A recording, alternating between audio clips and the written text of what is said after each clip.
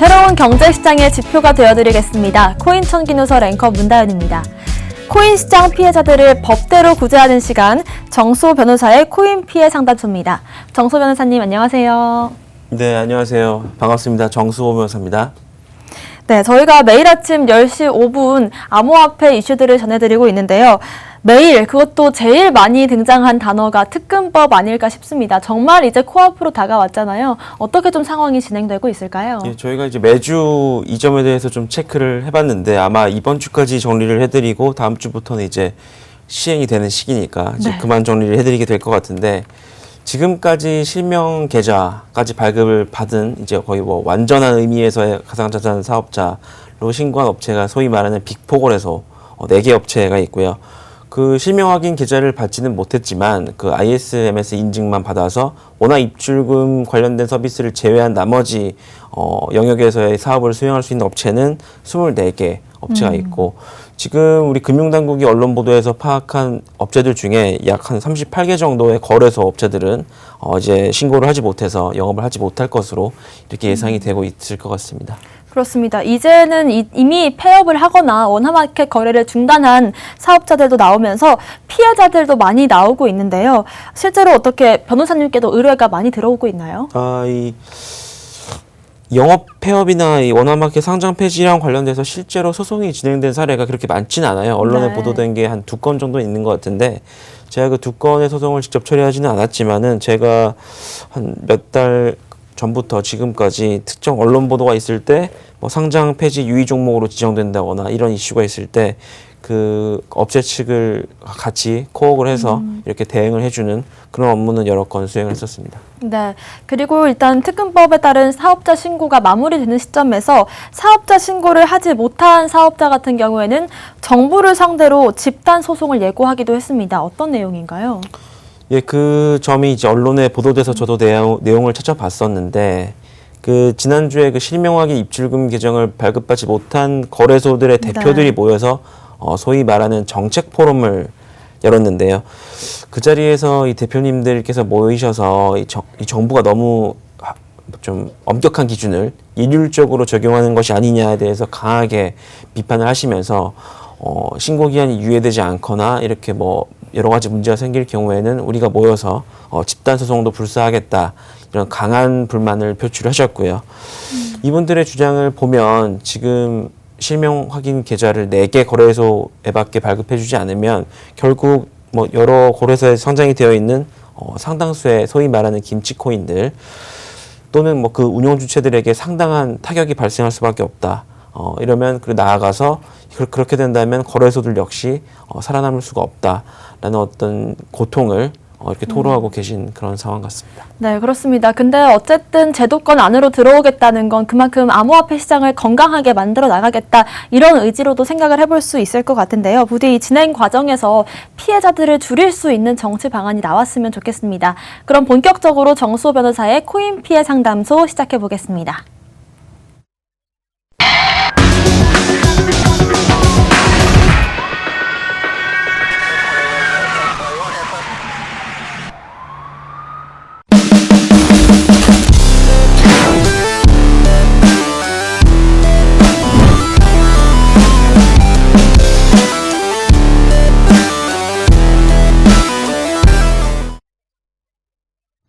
네, 정수호 변호사의 코인 피해 상담소에서는요, 암호화폐 시장의 검은 그림자로부터 여러분들을 보호해드리겠습니다. 그리고 피해를 최소화하기 위한 최선의 방안도 제시해드리겠습니다.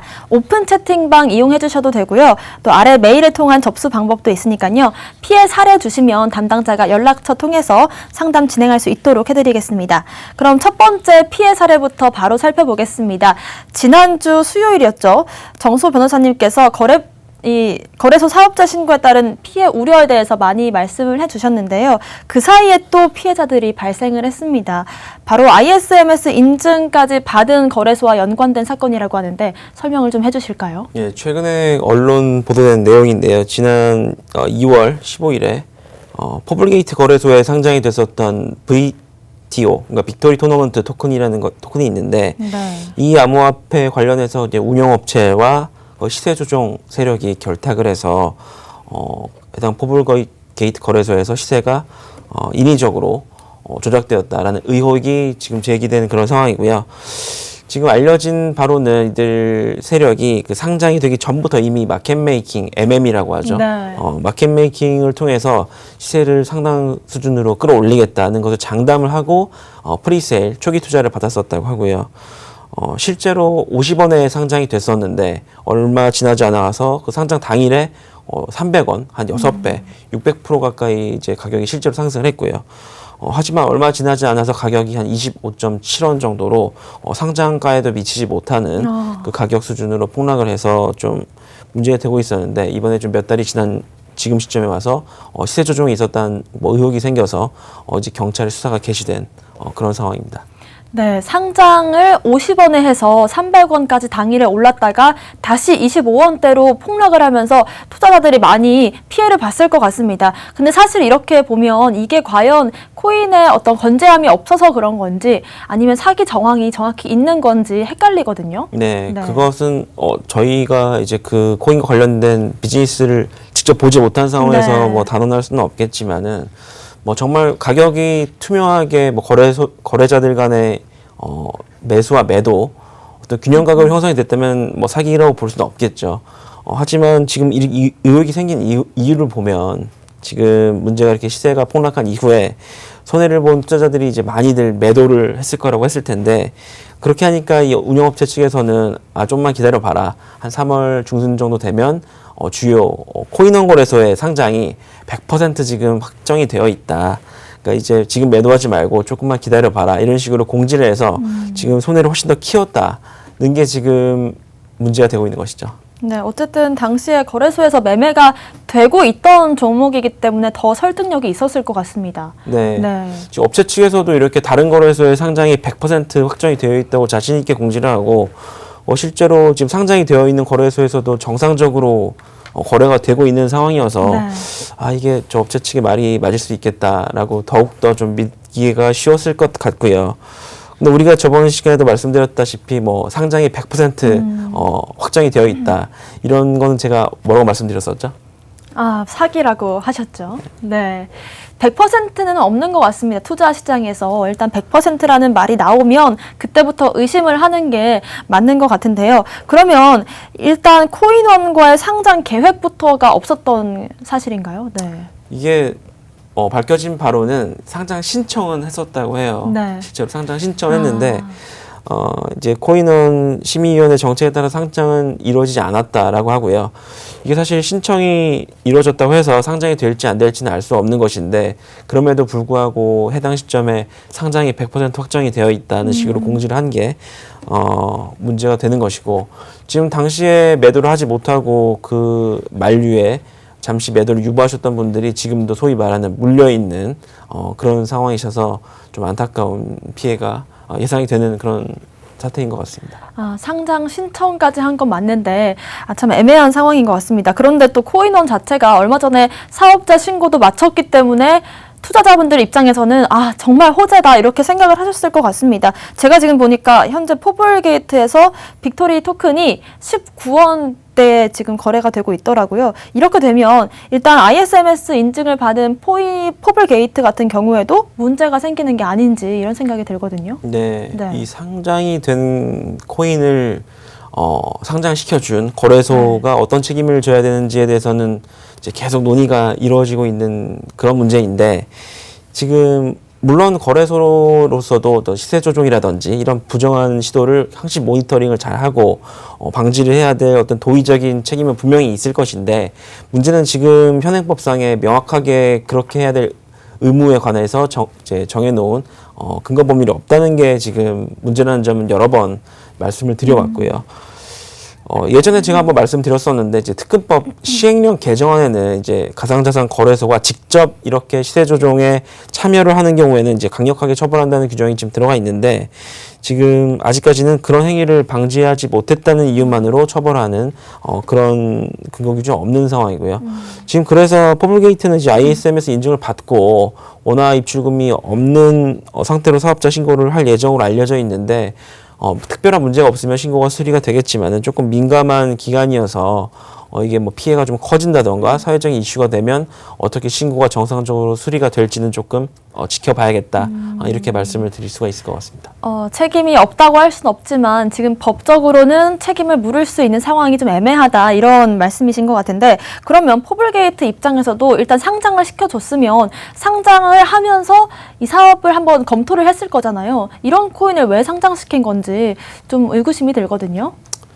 네, 아무래도 중소형 거래소로서는 이제 수수료 수익도 중요하기 때문에 아주 좀 주요 거래소들에 비교해서는 조금은 더 완화된 수준으로 심사를 할 수밖에 없는 그런 상황에 처해 있지 않은가라는 사견을 가지고 있긴 하고요. 뭐 그런 점에서 약간 이해상충의 소지도 있을 테지만, 일단은 포블게이트 거래소 측에서도 나름대로는 최선을 다해서 심사를 했을 거라고 믿고 싶고, 심지어는 또 뭐 빅토리 토너먼트 토큰 측에 해치랩스 스마트 컨트랙트 보안 인증서라고 해서 또 인증서를 발급해 준 데도 관여가 돼서 조금 더 신뢰성을 높여줬다는 그런 문제 제기도 있는데, 네, 일단은 뭐 나쁜 의도를 갖고 그렇게 했을 것 같지는 않다고 믿고 싶고요. 네. 다만 제가 이제 빅토리 토너먼트 백서를 실제로 살펴봤는데 이게 지금 뭐 콜로세움에서 여러 스포츠 관련해서 전투를 벌이는 방식의 어떤 스포츠 엔터테인먼트 관련된 토큰이다. 관련해서 수익이 난다. 이렇게 지금 기재가 되어 있는데 제 백서를 살펴봐도 구체적으로 이 콜로세움에서 어떤 스포츠를 하겠다는 건지 좀 알기가 어렵고 지금 이 관련해서 비즈니스 모델이 어떻게 되는지 수익성은 어떤 식으로 창출되는지도 조금 명확하지 않다라고 느껴졌습니다. 그렇습니다. 마켓 메이커 관련해서도 그렇고 워낙에 상장이 쉽게 됐다가 상장 폐지가 되면 그걸로 인한 또 피해가 발생을 하기 때문에 좀 예민한 문제가 아닐까 싶은데요. 그럼 지금 빅토리 토너먼트와 포블게이트 각각의 입장은 어떤가요? 예, 이 빅토리 토너먼트 측의 입장을 제가 찾아봤는데 아직 발견은 못했습니다. 네. 아직 발견을 못했고요. 지금 포블게이트는 입장을 냈는데 현재로서는 지금 빅토리 토너먼트의 발행업체라든지 운영업체나 사업 현황 등이 확인되지 않는 상황이다. 이렇게 말씀을 하시면서 다만 범죄에 연루가 되었다던가 어떤 공시의 불성실함 등이 발견이 된다면 심사를 통해서 상장 폐지와 관련된 뭐 유의 종목으로 지정을 하든지 이게 시정이 안 되면 상장 폐지 절차를 밟겠다. 이런 원칙적인 의견을 지금 공지를 한 그런 상황입니다. 네, 그렇습니다. 계속해서 지켜보도록 하고요. 그리고 어제 고란 기자의 코인 부심에서 한번 이런 그래프를 봤습니다. 시세 조종 문제가 미국에서도 벌어지고 있는 것 같은데 이 사건에 대해서 한번 정리를 해주실까요? 네, 이게 몇 년 전에는 이제 비트코인이 금이라고 하면 이 코인은 은이라고 할 정도로 좀 유명했던 코인인데 라이트코인과 관련한 사태가 좀 있었죠. 이게 지금 그래프도 라이트코인의 어떤 시가와 관련된 그래프인데요. 네. 현지 시간으로 9월 13일에 세계 최대 오프라인 유통업체 월마트에서 네. 라이트코인으로 결제가 가능해진다. 이런 뉴스가 떠서 한두 시간도 안 됐는데 이렇게 가격이 정말 30%나 네. 폭등해버리는 이런 사태가 났는데 이게 페이크 뉴스, 그러니까 가짜 뉴스라는 보도가 곧바로 이어지면서 일중 그래프인데 시가가 이렇게 급락해버리는 이게 좀 어이없는 사태가 있었습니다. 네, 라이트코인 관련돼서 가짜 뉴스로 급등을 했다가 다시금 그 시세를 반납하는 일이 있었는데요. 많은 국내외 투자자들의 피해가 있었을 것 같습니다. 근데 이렇게 신뢰할 수 있는 보도 자료가 아닌가 싶기도 한데 그러면 보도 자료에 구체적인 내용들이 있었을 거잖아요. 이 어떤 내용을 내용이었을까요? 보니까 네. 다음 달 그러니까 10월 1일부터 모던 이커머스 스토어에서 라이트코인으로 결제가 가능하다라는 월마트 CEO의 발언이 네. 담겨 있고 그리고 구체적인 타임라인도 제시가 되어 있어서 네. 이거를 보는 사람은 사실 굉장히 믿을 수밖에 없는 그렇습니다. 하나 업체도 아니고 하나 업체가 이제 보도를 하면 앞다퉈서 따라서 보도를 또 하기 때문에 네. 더더욱 좀 신뢰를 할 수밖에 없었나 하는 상황이 있고요. 심지어 라이트코인의 재단에서 운영하는 공식 SNS에도 이런 뉴스가 리트윗 된 것 같아서 조금 제가 사실 잘 이해를 안 되지만 네. 그렇게 됐다고 합니다. 저도 이해가 잘 되지는 않는 상황이긴 한데 저 같은 경우에는 일단 코인 오픈 채팅방에 들어가 있는데 거기서 호재가 떴다라고 하면서 라이트코인 뉴스가 막 나왔어요. 근데 몇 분 안 돼서 확 분위기가 바뀌었습니다. 월마트 측에서는 이런 보도 자료를 낸 적이 없다라고 선을 그었고 일단 최초 보도를 했던 글로벌 뉴스와이어 여기서도 보도 자료를 삭제를 하고 잘못된 뉴스다 이렇게 인정을 했습니다.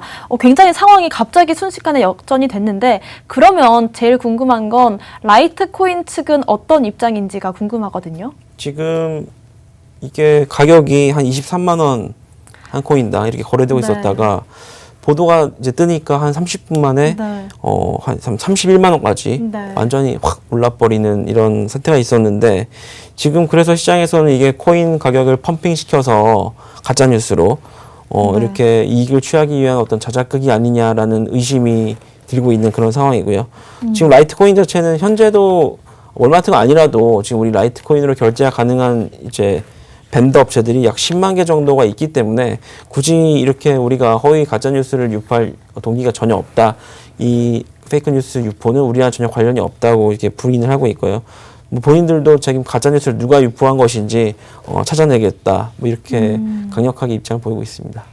이게 정말 자작극이 아니냐라는 게 합리적인 의심이 수밖에 없습니다. 그리고 또 보도자료가 유포가 될 때 좀 석연찮은 정황들도 있었다라고 하는데 어떤 것들이 있었을까요? 네, 이제 제가 보도자료를 직접 보지는 못했는데 네. 알려진 바로는 이 보도자료에 써 있는 월마트의 이제 홈페이지 주소가 공식 홈페이지 주소는 아니었다고 해요. 아, 그래요? 만약에 언론사 측에서 조금 더 꼼꼼하게 보셨으면 발견을 할 수도 있었을 텐데 사실 이게 급박하게 뭐 시간을 네. 다 쏟아보는 그런 상황이다 보니까 조금 미스가 난 것 같습니다.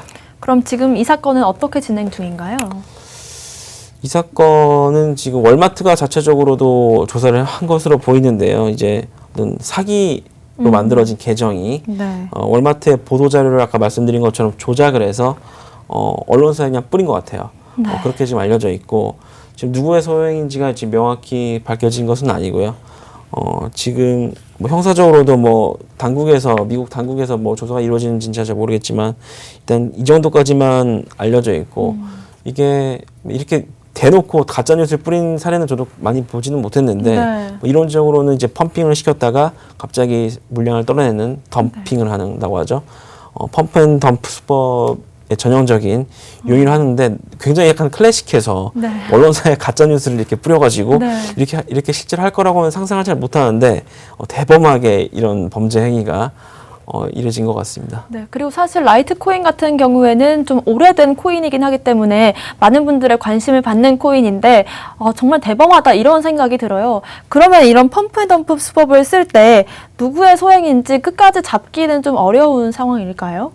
이게 아무래도 이 그쵸. 사기 계정 같은 경우에도 그렇고 이게 지금 익명성이 좀 활용되는 그런 계정을 통해서 만들기 때문에 좀 추정은 어려울 것이고 다만 여기서 뭐 다수 계정을 활용했다든지 저번에 말씀드렸던 것처럼 믹싱 앤 텀블러 같은 어떤 그런 자금수 세탁 수법이 쓰인 네. 것은 아니기 때문에 조금 가능한 것으로 보이지만은 그래도 언론사에 뭐 가짜 번호로 뭐 팩스를 보낸다든지 이런 경우 같은 경우에 굉장히 좀 오히려 생각보다 잡기가 좀 어려운 네. 그런 사례가 좀 많은 것 같아요. 네. 분명히 이번 사건으로 인해서 피해자분들이 많이 나왔을 것 같습니다. 그런데 이런 피해자분들 같은 경우에는 아무래도 기사를 낸 언론사들이 좀 원망스러울 것 같습니다. 언론사의 책임도 물을 수 있을까요?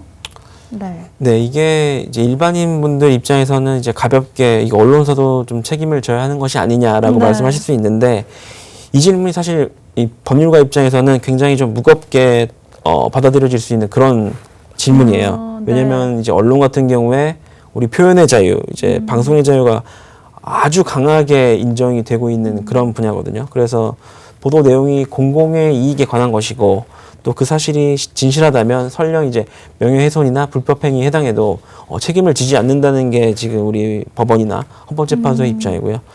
설령 허위 보도라고 하더라도 그 보도한 기관이 진실하다고 믿을 만한 상당한 이유가 있으면 책임을 지지 않습니다. 이런 원칙이 이 사안에도 동일하게 아마 적용이 될 것 같고요. 다만 뭐 부가적으로 하나 더 말씀드리고 싶은 게 요즘 아주 핫하게 문제가 되고 있는 언론중재법 개정안 관련 이슈가 있는데 이게 소위 뭐 허위사실 또는 허위사실로 오인하도록 조작한 정보 이제 가짜뉴스라고 하죠. 가짜뉴스를 이제 언론사가 보도한 경우에는 최대 5배까지 이제 징벌적 손해배상이 가능하도록 하는 개정안인데 언론사의 고의나 중대한 과실이 있을 때는 언론사도 책임을 지도록 이렇게 내용이 규정이 돼 있는데 지금 여야에서도 많은 다툼이 있죠. 지금 네. 심지어는 여기 지금 언론사의 어떤 고의나 중과실을 일단은 추정해주는 그런 내용도 지금 포함이 되고 있어서 좀 우려하는 사람들도 많고 지금 이게 어떻게 처리가 될 것인지는 좀 언론계나 많은 관심을 좀 불러일으키고 있는 것 같습니다. 물론 이런 사고가 많은 경우는 아니지만 또 처음은 아닌 거죠. 네. 네, 이게 뭐 많이들 관심을 갖고 계신 분들은 아시겠지만 이제 우리 암호화폐 시장에서는 이 코인이 실제로 대기업과 관련된 어떤 서비스에서 쓰인다.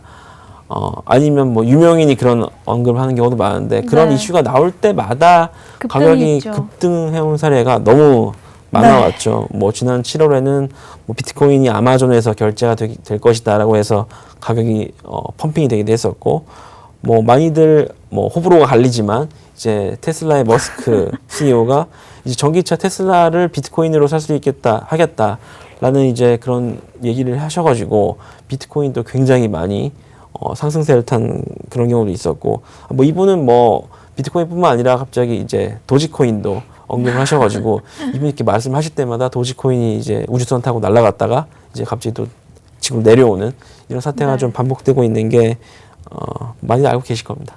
네, 그만큼 결제를 허용하겠다라는 뉴스가 엄청난 호재로 시장이 인식을 하고 있기 때문에 또 이런 사건이 일어난 게 아닌가 이런 생각이 듭니다. 어쨌든 뭐 어떤 방식으로든 이렇게 시세 조작을 하는 경우가 많은데요.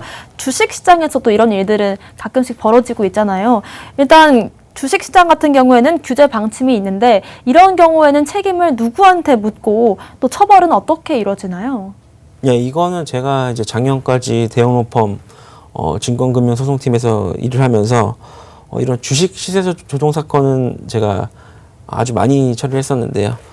이게 지금 인위적으로 우리 시장에서 주식의 시가에 관여를 하는 뭐 여러 가지 주문 형태가 있는데 이런 식의 어떤 시세 조정성 주문을 제출함으로써 시세 조정을 하면 이게 이제 자본시장법상의 부정거래라고 하는데 이런 부정거래 행위에 해당하는 경우에는 이제 이런 행위를 통해서 얻은 부당이득액의 규모에 따라서 최대 무기징역까지 가능한 이런 굉장히 무거운 범죄로 규정이 되어 있습니다. 이게 왜냐하면 이제 주식시장의 어떤 자본시장의 공정성이라든지 투명성이 굉장히 그 시장을 그런 것을 믿고 참여하는 투자자들의 어떤 신뢰를 보호되어야 된다는 그런 인식이 굉장히 있기 때문에 굉장히 무기징역까지 가능하도록 이제 처벌하고요. 네. 이제 시대적 행위를 한 주체라든지 아니면 어떤 방조한 어떤 그런 사람들의 처벌이 이루어지는 그런 것이죠. 네, 무기징역까지 받을 정도면 굉장히 강한 처벌을 하고 있는데 암호화폐 시장에서도 이런 강력한 규제안이 있어야 될 것 같습니다. 변호사님이 보시기엔 어떤 시스템이 가장 우선시돼야 될 것 같으신가요? 네, 지금 그래도 이게 뭐 시장의 효율적인 시장이라고 말을 많이 하는데요. 이게 시장이 정상적으로 어떤 부작용 없이 돌아가려면 효율적이어야 된다는 얘기를 학자들도 그렇고 업계에 계신 분들도 많이 하고, 이런 효율성이 달성되는 가장 중요한 어떤 매개라고 하는 것이 적절한 신속한 시점에 어떤 공시가 이루어져야 되고 그 공시의 내용이 정확하다는 어떤 그런 시장의 믿음이 지켜져야 되는 그런 것인데, 우리나라 주식시장 같은 경우에는 금감원에서 운영하는 이제 전자공시 시스템 다트라고 저희는 하는데 네. 이 다트에서 이제 공시가 되고 여기에 공시를 하지 않거나 뭐 허위 공시를 하면 이제 강력한 수준의 처벌이 운용되고 있기 때문에 시장에서 많은 신뢰를 받고 있는데, 우리 암호화폐 시장 같은 경우에 그런 공시해주는 어떤 기관이 없죠. 물론 이제 공시 서비스를 대행해주는 업체는 있습니다만 뭐 공시를 그 업체를 통해서 하지 않았거나 뭐 허위 정보를 공시를 했을 때 뭐 거래소에서 유의 종목으로 지정한다든지 뭐 심하면 상폐가 될 수도 있겠지만은 이 정도의 어떤 불이익만 있을 뿐 뭐 그 자체로 처벌 대상이 아니기 때문에 허위 공시를 완전히 막기는 좀 어렵다는 문제가 있고요. 그 공시 내용의 진위를 가릴 수 있는 어떤 그런 기관도 따로 없다는 문제가 있고, 물론 최근 업비트 같은 일부 거래소에서는 이제 자체적으로 공시를 이제 띄워놓는 그런 페이지를 마련해 놓긴 하셨는데, 여기 지금 제가 들어가서 내용을 보니까 이 각각의 프로젝트의 요청에 따라서 링크를 제공하는 것이고, 업비트는 여기에 대해서 내용이나 검증이나 보증을 하지 않고 여기 이 공시를 보고 투자를 하신 투자자들의 투자 결과에 대해서도 책임을 지지 않는다. 이렇게 분명히 명시를 하고 계시고요. 이거에 대한 대안은 다트처럼 별도의 시스템을 만들던지 아니면 암호화폐 관련된 공시를 다트에 올리도록 하던지 아니면 업계 자율로 맡기면서 제때 혹은 허위 공시를 했을 때 처벌하던지 다양한 방법이 가능할 텐데 어찌되었던 지금 상황보다는 약간 좀 더 진일보된 그런 정책을 내놓을 필요가 있다.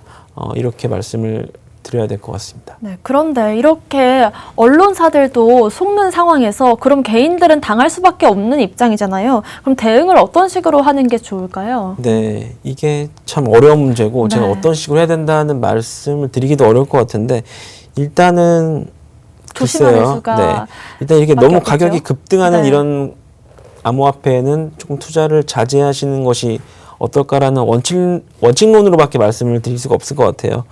특히 갑자기 전체적인 시장은 하락세인데 유독 이 코인은 이제 거래량도 별로 없는데 이제 가격이 갑자기 펌핑이 된다면 이거 좀 뭔가 이상하구나, 뭔가 세력이 관여됐을 수도 있겠구나라는 좀 생각을 하셔야 될 것 같고요.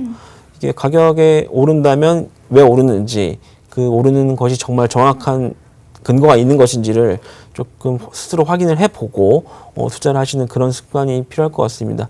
투자의 기본은 제가 여러 번 말씀드렸다시피 자기 책임의 원칙이 적용되는 그런 분야입니다. 네, 확실히 아무도 여기서 보호를 해주지 않는 입장이다 보니까 조심하는 수밖에 없겠다 이런 생각이 듭니다. 세 번째 코인 투자 피해 사례도 한번 들어보겠습니다. 이 사건은 음성으로 먼저 들어보겠습니다. 안녕하세요. 저는 코로나19로 인해 실직을 하고 퇴직금을 자본 삼아 투자를 했다가 퇴직금을 모두 날렸습니다. 지난 4월 친구에게 패션킹 사이트를 소개받았고 처음에는 50만 원으로 투자를 시작해 한복과 치파오 같은 옷을 구입했습니다. 가상 의상을 구입하고 3일에서 5일 정도 지나 다른 투자자에게 파는 방식이었는데 그렇게 한 달 만에 20만 원의 수익을 냈습니다. 백수인 저로서는 투자를 안 할 이유가 없었습니다. 그렇게 조금씩 하다 보니 퇴직금 전부가 들어갔고요. 지난 5월까지 총 4천만 원에 가까운 큰 돈이 들어갔습니다. 그렇게 2달 정도 운영해서 낸 수익이 1,400만 원. 그런데 7월 말 업체 측에서는 투자금을 현금이 아닌 코인으로 전환할 수 있다는 공지를 올렸습니다. 하지만 직후 코인 가격은 폭락을 했고 저는 모든 돈을 잃었습니다. 제 돈은 수익금을 포함해 5,400만 원. 그런데 코인의 현금 가치는 9만 원 정도가 고작입니다. 너무 황망하고 앞길이 깜깜합니다. 현재 60여 명이 모여 집단소송을 준비 중입니다. 우리 피해자들이 앞으로 준비해야 할 게 뭐가 있을까요? 네, 음성 먼저 듣고 왔습니다. 그리고 피해 사례 화면도 한번 볼 텐데요. 변호사님은 이게 다 어떤 사건인지 알고 계신가요? 네. 저는 지금 이 사건을 지금 이 방송을 듣고 제가 좀 처음 들었는데 이게 지금 이 옷이 코인으로 거래가 되는 그런 형태인 것 같아요. 지금 보니까 지금 근데 이게 캐릭터의 옷을 갈아입힐 수 있는 그런 것도 아닌 것 같고 지금 옷을 이 사이트 안에서 단순히 살고 팔면서 수익을 내는 그런 구조로 보이는데요. 네, 맞습니다. 패션킹이라는 이 사이트가 저도 처음에 변호사님처럼 캐릭터의 의상을 고르는 건가 했는데 그것도 아니고 일단 사이트를 보면 한복 한 벌에 3,000달러 정도입니다. 한화로 따지면 360만 원 정도가 한 벌 가격인 건데 이거는 일단 실제로 입을 수도 없고 인터넷으로만 거래되는 이 가상의 옷이잖아요. 그죠? 네. 이 사이트를 보니까 여기 NFT 이제 많이 화제가 되고 있는 이제 대체 불가용 토큰 서비스를 앞으로 추진할 것이다라는 내용이 있는데 이래서 조금 더 투자자들을 믿게 한 것 같은데 실제로 보니까 이제 NFT 관련된 기술을 활용이 되진 않은 것 같고요. 이게 그냥 아무런 효용이 없는 그런 아이템을 단순히 사이트 내에서 자기네들끼리 폭탄 돌리기식으로 이제 거래할 수 있도록 하면서 이런 식으로 가격을 펌핑시킨 다음에 어느 순간이 지나면 가격이 이제 확 폭락해버리는 이런 것은 전형적인 폰지 사기 유형이라고 봐야 될 것 같고 경찰도 지금 전형적인 폰지 사기 유형으로 이제 인식을 해서 수사를 진행 중인 상황으로 알려져 있습니다. 네, 참 여러모로 놀랍다 이런 생각이 드는데 저는 실제 현실 세계에서도 360만 원짜리 옷을 입어본 적이 없거든요. 근데 이렇게 가상의 옷이 한 벌에 360만 원이다. 근데 또 거래가 되고 있다라는 게 어떤 식으로 사건이 이루어지고 있길래 가능한 건지가 궁금해요. 예, 초에 이 사이트 자체에 네. 이제 투자를 하시면 여기 안에서 거래되는 의상 관련해서 의상을 구입할 수 있고 하루만 지나면 이 의상을 다른 회원들에게 판매할 수 있다. 이런 식으로 사고 팔고 트레이딩을 이제 반복을 하면 큰 수익을 낼 수 있다는 식으로 광고를 했고요. 이래서 올해 초부터 보니까 투자자가 굉장히 대거 몰린 것 같아요. 네. 그리고 광고하는 내용도 하루가 지나면 3%, 뭐 최대 16%까지 수익을 창출할 수 있다. 이런 내용을 공지했던 것 같고 이게 또 뭐 전형적으로 이런 사기의 어떤 유형이 이런 서비스를 통해서 이렇게 많이 수익을 봤어요라는 어떤 후기 글이라든지 네. 뭐 채팅방에서의 어떤 수익 인증, 어떤 채팅 이런 게 지금 부과가 된 것 같고요. 그래서 이게 피해자 규모가 보니까 6천 명 정도나 돼요 지금. 네, 맞네요. 이게 지금 이런 서비스를 누가 했을까 싶기도 한데 정말 안타깝게 피해자 규모가 6천 여 명이 되고 피해 금액도 1,000억 원. 이게 좀 이해는 좀 안 되는데 엄청난 규모의 어떤 이런 피해로 추정이 되고 있습니다.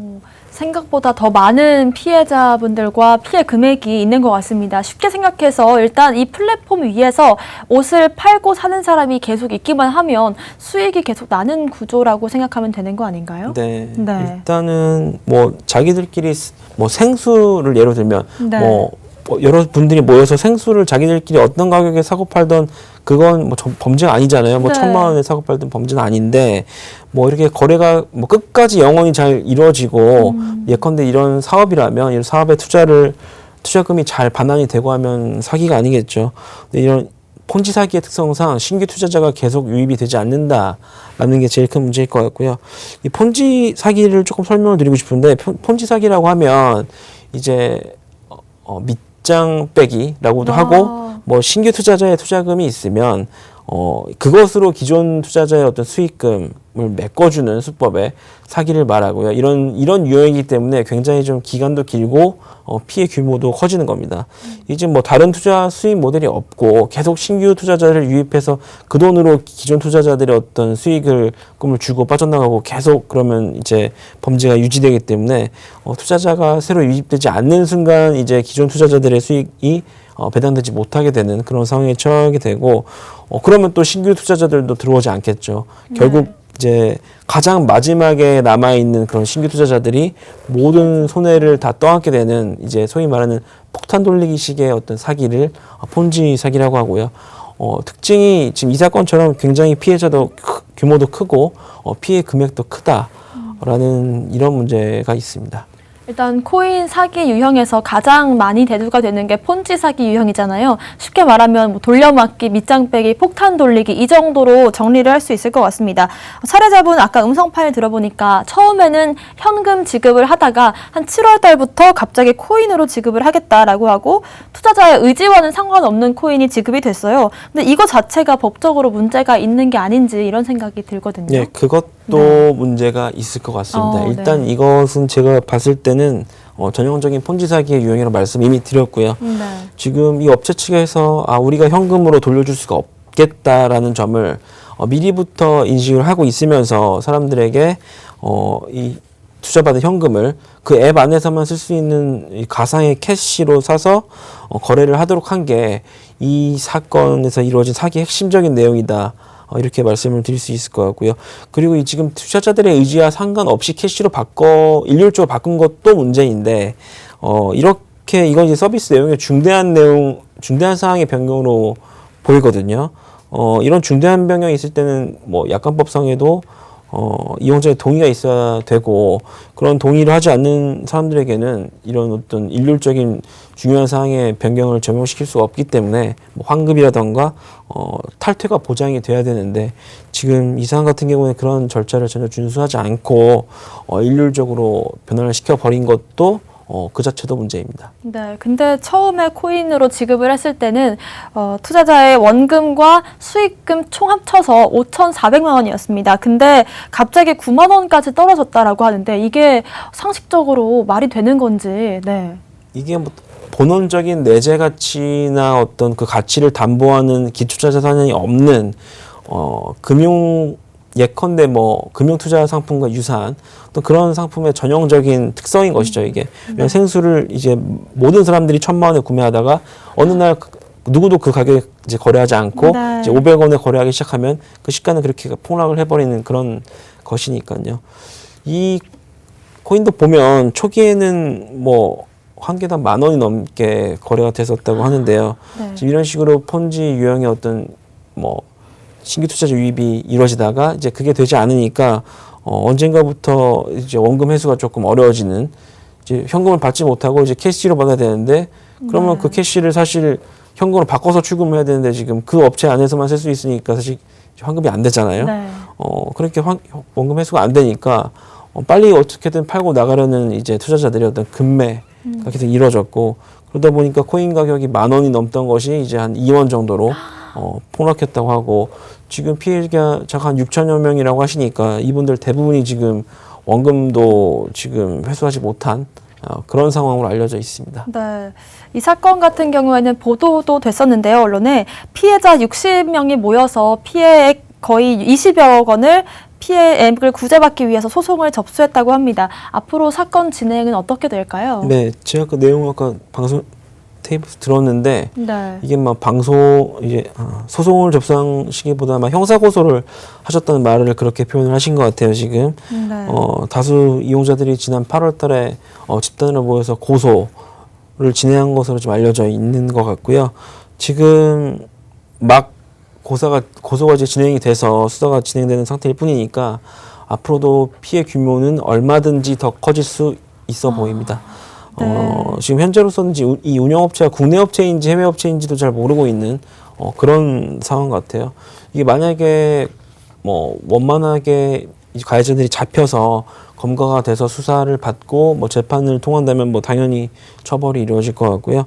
뭐 민사소송을 통해서 재산상 피해도 당연히 회복되어야 되는 그런 사안인 것은 맞는데, 이게 폰지 사기의 유형상 대부분 초기에 어떤 운영진, 임원진들이 자금을 다 착복해서 은닉해둔 상태에서 이게 사태가 터지는 경우가 많기 때문에 앞으로 조금 어떻게 될지는 조금 유심히 지켜봐야 될 것 같습니다. 네, 지난번에도 유사한 사건이 있었습니다. 코넥스 사칭 사기 피해를 전할 때 저희가 직접 한번 피해자 단체 오픈 채팅방에 들어가 봤는데요.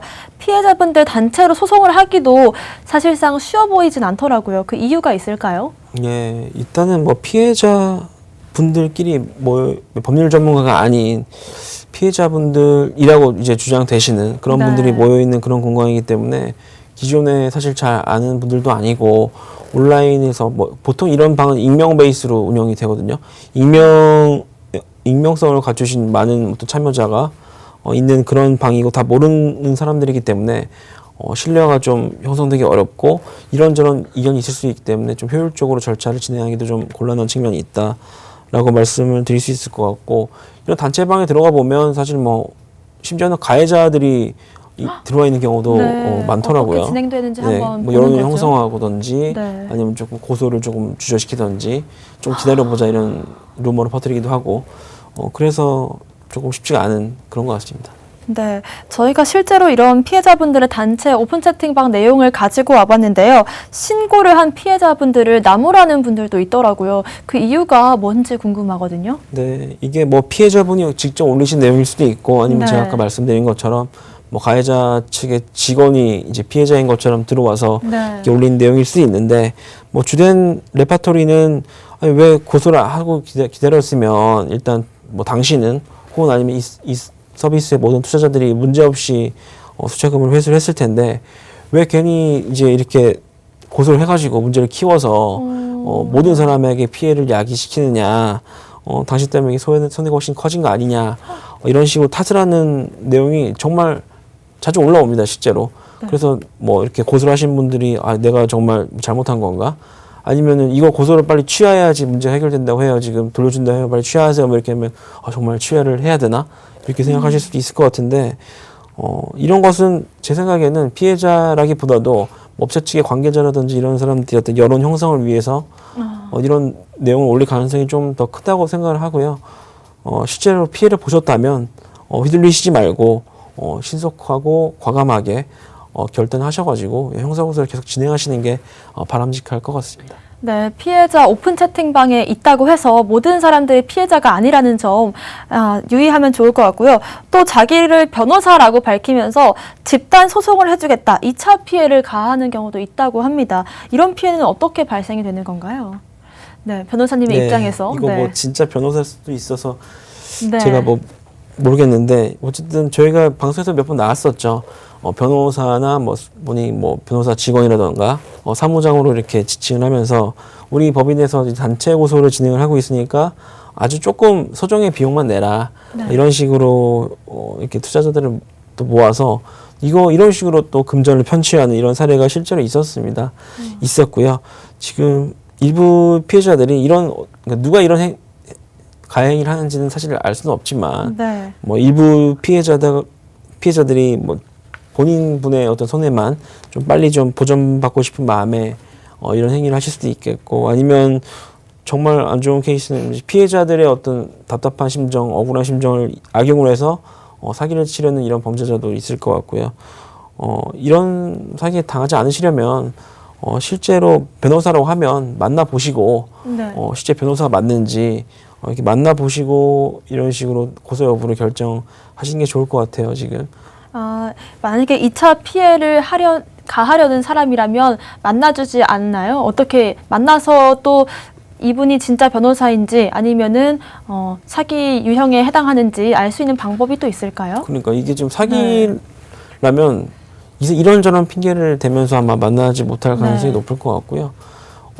정말 변호사라면 저희 법무법인으로 오세요. 사무실도 갖고 네. 있을 것이고 홈페이지라든지 이런 쪽에 어떤 등재되어 있는 그런 내용도 있을 테니까 투명하게 오픈을 하는 업체를 통해서 진행하는 것이 맞고, 또 변호사를 직접 만나보지 못하고 사무장이나 어떤 직원하고만 상담을 하고 고소 여부를 결정하게 되시는 케이스도 있을 것 같은데 네. 그렇게 하지 마시고 직접 변호사가 상담을 해주는 그런 정상적인 법무법인이나 업체를 통해서 진행을 하셔야 될 것 같아요. 네. 네.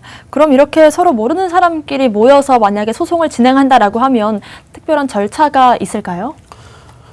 정해져 있는 절차는 따로 없겠지만은 네. 단체 소송을 모집하시는 법무법인이 단체 채팅방을 만드시는 경우도 있고, 요즘은 이제 단체 소송을 지원하는 플랫폼도 있더라고요. 그런 플랫폼을 이용하실 수도 있고, 아니면 엠모 포털에 있는 금융 피해자 관련 커뮤니티에서 이렇게 자연스럽게 모이셔가지고 단체 고소나 소송을 진행하시는 경우도 있는 것으로 제가 파악을 하고 있습니다. 어찌되었건 간에 같이 고소를 같이 액션을 하시는 그런 분들이 있으시다면 실제로 한번은 좀 만나보시고 이분들이 정말 피해자가 맞는지 좀 확인해 보시는 절차는 좀 거쳐야 될 것 같아요. 그래야지 2차 피해에 좀 안전할 수 있을 것 같고, 단체 고소나 소송을 진행하면 당연히 소송 비용이 조금 더 세이브 될 수 있다는 장점이 있을 텐데, 단점은 제가 여러 번 말씀드렸다시피 모든 사람들의 어떤 사건이 다 종료되고 나서야 본인의 사건도 판단이 되기 때문에 좀 시간이 오래 걸릴 수 있고, 그리고 몰수금이라든지 이런 환급도 이제 많은 사람들과 같이 나눠 가져야 되는 어떤 이런 문제가 좀 있어서 본인이 처하신 상황에서 무엇이 가장 효과적일지는 변호사를 찾아가셔서 상담을 해보시고 직접 수임을 맡기시지 않아도 되니까 일단 상담은 좀 해보시고 결정하는 게 어떨까 싶습니다. 저를 찾아오셔서 상담해도 되는 것이고, 아니면 네, 주변에 맞습니다. 변호사 많으니까요. 네. 네, 그렇습니다. 오늘도 피해 사례 한번 3가지 살펴봤는데요. 저희 정소의 코인 피해 상담소는 여러분들의 피해 사례를 받고 있습니다. 오픈 채팅방 이용하셔도 되고요. 아니면 아래 메일을 통한 접수 방법도 있습니다. 사연 주실 때 번호 남겨주시면 담당자가 연락드려서 상담 진행할 수 있도록 하겠습니다. 오늘도 좋은 정보 주신 정소 변호사님 감사합니다. 네, 고맙습니다. 네, 오늘 저희가 준비한 내용은 여기까지입니다. 또 본 방송에서 제공하는 정보는 투자 판단의 참고 자료일 뿐이며 특정 자산 가치의 상승과 하락을 보장하지 않는다는 점 유의하시길 바라겠습니다. 저희는 다음 이 시간에 오겠습니다. 시청자 여러분, 고맙습니다.